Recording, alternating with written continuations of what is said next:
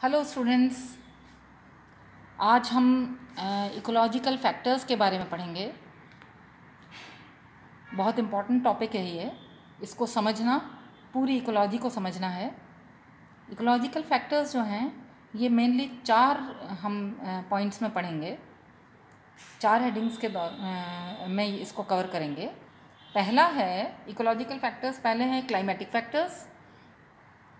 Climatic factors जो हैं, जलवायवीय कारक, जितने भी एटमॉस्फेरिक और मीटेरोलॉजिकल कारक हैं उनको मिला करके हम क्लाइमेटिक फैक्टर्स कहते हैं, जलवायवीय कारक कहते हैं। जलवायवीय कारक जो हैं उनमें लाइट, टेम्परेचर, प्रेसिपिटेशन किसी भी रूप में हो, चाहे वो रेन के रूप में हो, चाहे वो हेल के रूप में हो या स्नो के रूप में हो, ह्यूमिडिटी और विंड, ये सभी कवर होंगे। एडेफिक फैक्टर्स जो हैं यानी मृदा के जो कारक हैं वो भी बहुत इंपॉर्टेंट फैक्टर्स होते हैं। इनको हम क्लाइमेटिक फैक्टर्स के बाद पढ़ेंगे। तीसरे नंबर पर आते हैं टोपोग्राफिक फैक्टर्स। टोपोग्राफिक जो फैक्टर्स हैं ये जो भी लैंडस्केप है, जो रिलीफ पैटर्न है ज़मीन का, उस के बारे में हम पढ़ते हैं। टोपोग्राफिक फैक्टर्स में हम ख़ास तौर पे पढ़ेंगे एल्टीट्यूड, जो ऊंचाई होती है उसके बारे में, steepness, exposure, direction of mountain and valleys, इन सबको टोपोग्राफिक फैक्टर्स के तहत पढ़ते हैं हम। उसके बाद चौथे नंबर पर आता है बायोटिक फैक्टर्स। बायोटिक फैक्टर्स क्योंकि जीवों का भी इंटरेक्शन आपस में होता है, जैविक कारक जो हैं वो बायोटिक फैक्टर्स हैं। जीवों का जो आपस में इंटरेक्शन होता है वो पॉजिटिव भी हो सकता है, जिसमें लाभ हो किसी को या दोनों को लाभ हो, और वो नेगेटिव भी हो सकता है जिसमें या तो दोनों का नुकसान हो या एक का नुकसान हो। ज़्यादातर एक का नुकसान और एक का फ़ायदा होता है इसमें। तो इस प्रकार कुल मिला के देखा जाए तो इकोलॉजिकल फैक्टर्स जो हैं उनको हम 4 में डिवाइड करते हैं, क्लाइमेटिक, एडेफिक, टोपोग्राफिक और बायोटिक फैक्टर्स। हम सबसे पहले क्लाइमेटिक फैक्टर्स को लेते हैं। क्लाइमेटिक फैक्टर्स में सबसे पहले हम ये जानने की कोशिश करेंगे कि वेदर और क्लाइमेट में क्या अंतर है। हम ये कहते हैं जैसे आज क्लाउडी वेदर है, यानी शॉर्ट टर्म कंडीशंस जो हैं जो कि हमेशा चेंज होती रहती हैं उनको वेदर कहते हैं, और जो एवरेज निकलता है उसका कुछ सालों का या कुछ समय का, जिसमें 100 साल भी हो सकते हैं, उसको हम क्लाइमेट कहते हैं किसी एरिया का। क्लाइमेट में टेम्परेचर भी आता है, रेनफॉल भी आता है, मॉइस्चर भी आएगा, स्टॉर्म, एक साल में कितनी आंधियाँ आती हैं, कितने तूफान आते हैं, ये सब जो हैं वहाँ का क्लाइमेट बनाते हैं किसी भी एरिया का। क्लाइमेटिक फैक्टर्स जो हैं उनको इफ़ेक्ट करने वाली जो इम्पॉर्टेंट बातें हैं वो 3 हैं। एक है लैटिट्यूड, दूसरा है position of land in relation to sea, और तीसरा है एल्टीट्यूड। जो लैटिट्यूड की बात हम करें तो लेटी हुई जो अक्षांश रेखाएं हैं वो लैटिट्यूड हैं। मैंने ये बताने की कोशिश की है कि ये इक्वेटर है, और इक्वेटर पर जो हमेशा जो क्लाइमेट होता है उसको हम वार्मर क्लाइमेट कहते हैं, लेकिन जैसे जैसे नॉर्थ या साउथ पोल की तरफ हम जाते हैं तो वो जो टेम्परेचर है वो डाउन हो जाता है, या उसमें ह्यूमिडिटी में अंतर आता है। तो क्योंकि जब धरती अपने एक्सिस पर भी घूमती है, जिसको हम रोटेशन कहते हैं, और धरती सूर्य के इर्द गिर्द भी घूमती है, जिसको हम रिवोल्यूशन कहते हैं, तो इन दोनों पर निर्भर करता है कि वहाँ का क्लाइमेट कैसा होगा। ये मैंने नीचे बताने की कोशिश की है। अब आप ये देखिए कि जो एंगल्स हैं उनको मैं बताना चाह रही हूँ इसमें कि जो हायर एंगल है इंसिडेंस का, और जब हम पोल्स की तरफ बढ़ते हैं तो लोअर से लोएस्ट चला जाता है, एंगल ऑफ इंसिडेंस है ये। तो इस पर निर्भर करता है कि कितनी लाइट जो है वो मिल रही है, और उसी पर निर्भर करता है कि कितना तापमान होगा। अब एक तरफ मैंने लैटिट्यूड बताया है और दूसरा लास्ट मैंने एल्टीट्यूड बताया है। जो एल्टीट्यूड है वो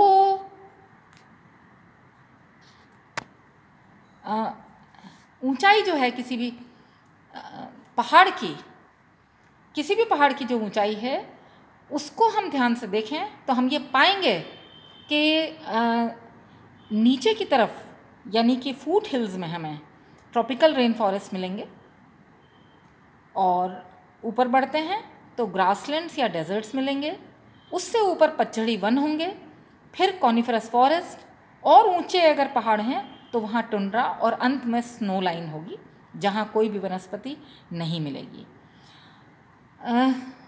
बीच में जो मैंने लिखा है position of land, position of land मैं ये बताना चाह रही हूँ कि जब पानी के पास कोस्टल एरियाज़ में या लेक्स के पास रहते हैं तो क्योंकि पानी बहुत जल्दी ठंडा हो जाता है, और जल्दी ठंडा नहीं होता और ना बहुत जल्दी गर्म होता है, क्योंकि स्पेसिफिक हीट जो है पानी की वो ज़्यादा होती है, तो वो रीजन्स जो हैं वो बहुत गर्म या बहुत ठंडे नहीं होते हैं। लेकिन जो इनलैंड रीजन्स हैं उनमें टेम्परेचर रेंज हाई रहती है।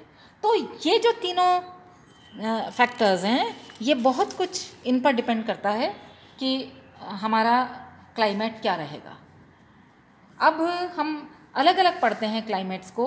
सबसे पहले मैंने लिखा है लाइट को बता मैं कि जो हम ये कह सकते हैं कि light is the key to climate and life. अब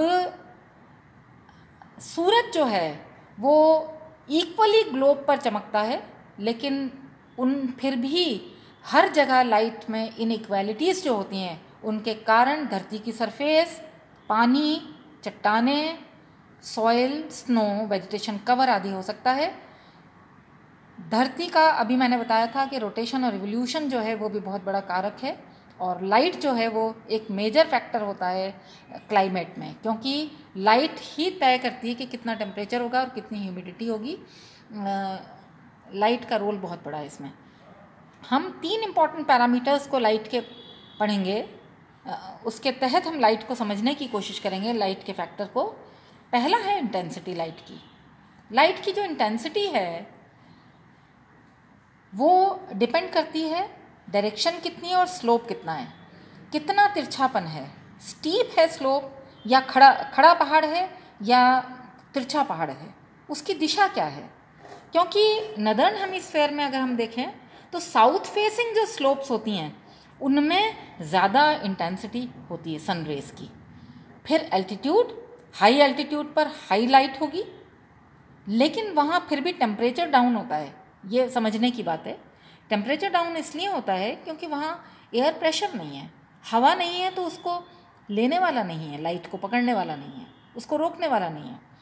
vegetation cover, then water layers, पानी में अंदर 15 फीट तक अगर पेनिट्रेट कर सकती है लाइट तो वहाँ अलग प्रकार के जीव मिलेंगे, और बहुत अंदर जहाँ लाइट नहीं होती है वहाँ अलग प्रकार के जीव मिलेंगे।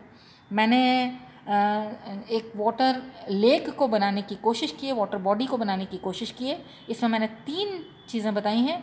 एक लिटोरल एरिया है जहाँ छिछरा पानी होता है, जहाँ रूटेड प्लांट्स होते हैं, मिट्टी होती है नीचे।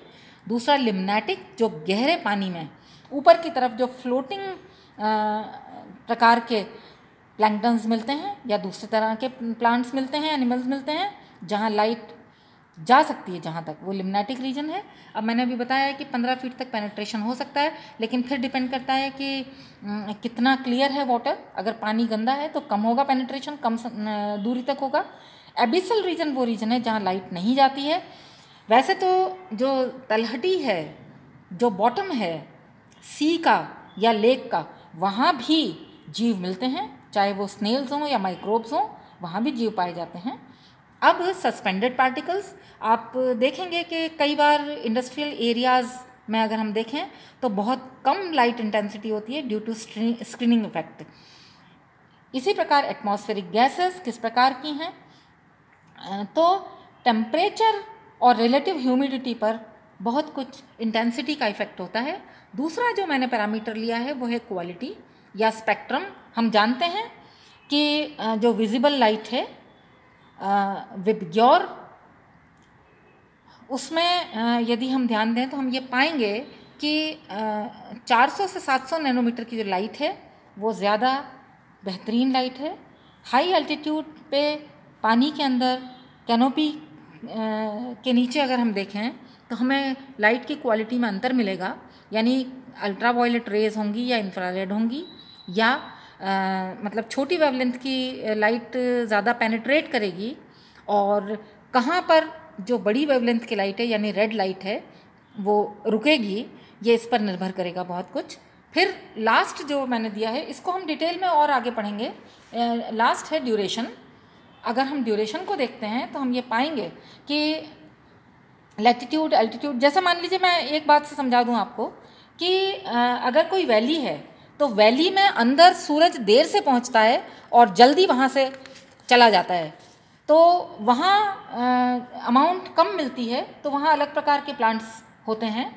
अब लाइट का इफ़ेक्ट क्या है प्लांट्स के ऊपर? फिजियोलॉजिकल जो मेटाबॉलिज्म है या फिजियोलॉजिकल जो प्रोसेसेस हैं उन पर लाइट सीधा इफ़ेक्ट करती है, चाहे वो क्लोरोफिल या फोटोसिंथेसिस हो, या चाहे मूवमेंट हो, सीड जर्मिनेशन हो, फ्रूट और सीड फॉर्मेशन हो, वेजिटेटिव ग्रोथ हो, और इसी के आधार पर फोटो पीरियडिज्म, आप लोग वैसे फिजियोलॉजी में और ज़्यादा पढ़ेंगे, लेकिन फोटो पीरियडिज्म जो है वो टोटल लेंथ है लाइट पीरियड्स की, जो फ्लावरिंग को इफ़ेक्ट करती है। कुछ सर्दियों में फ्लावर करते हैं, कुछ गर्मियों में फ्लावर करते हैं, तो वो लॉन्ग डे प्लांट्स हैं जो गर्मियों में करते हैं फ्लावर, शॉर्ट डे प्लांट्स जो हैं वो सर्दियों में करेंगे, और कुछ उदासीन प्लांट्स होते हैं। इसी प्रकार हम लाइट रिक्वायरमेंट के आधार पर भी हम प्लांट्स को दो में बांटते हैं। एक हीलियोफाइट्स होते हैं जो सन लविंग होते हैं, खुला वातावरण चाहिए उन्हें, और एक सियोफाइट्स होते हैं जो शेड लविंग प्लांट्स होते हैं। हम जानते हैं ऐसे प्लांट्स को जो कि छाया में रखे जाते हैं, और उन प्लांट्स को भी हम अच्छी तरह जानते हैं जो कि खुले वातावरण को पसंद करते हैं।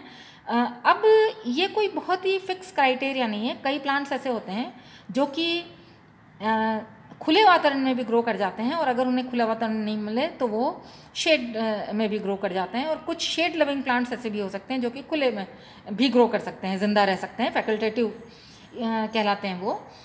अब एनिमल्स में हम बात करें अगर, तो हमें मालूम है कि जो साइबेरियन क्रेन जो केवलादेव में आती हैं, जो माइग्रेशन होता है एनिमल्स का, वो डिपेंड करता है लाइट पर। हमारे घर में अगर सुबह सुबह कबूतर आते हैं छत पर दाने और पानी के लिए, तो वो ये देख करके आते हैं कि लाइट कितना है, वो उसी समय आते हैं। सर्दियों में वो थोड़ा लेट आएंगे, गर्मियों में वो थोड़ा जल्दी आएंगे। अब जैसे हिबरनेशन जो होता है एनिमल्स में, या टर्टल की बात करें हम, एक प्रकार का कछुआ है जिसमें एग से निकल करके जब सी में जाते हैं तो वो लाइट के अकॉर्डिंग ही होता है। तो आज इतना ही हम पढ़ेंगे। थैंक्स।